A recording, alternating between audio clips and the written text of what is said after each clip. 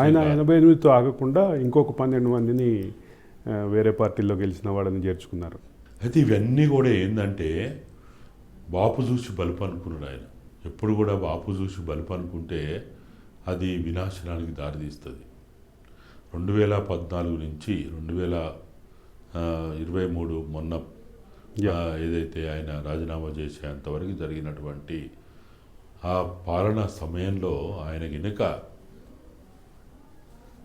2001 April 20 నాడు party ఆవిర్భావం రోజు ఏదైతే మాట్లాడిండో, ఏదైతే చెప్పిండో, ఏదైతే హామీ ఇచ్చిండో, ప్రజలని నమ్మించి ఒప్పించి ప్రయత్నం చేసిండో దానికి గినక 20% అయినా దానికి కట్టుబడి ఉంటే ఈరోజు కూడా ఈ ఫలితాలు ఇట్లు వచ్చాయి కాదు.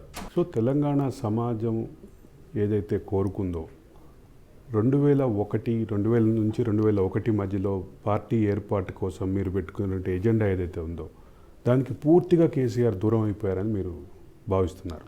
నేను భావించడం కాదు, సమాజం భావిస్తుంది. సమాజం కాదు. నేను ఈరోజు కూడా రాజు న్యూస్ ద్వారా మీ ద్వారా నేను ఛాలెంజ్ చేస్తున్నా.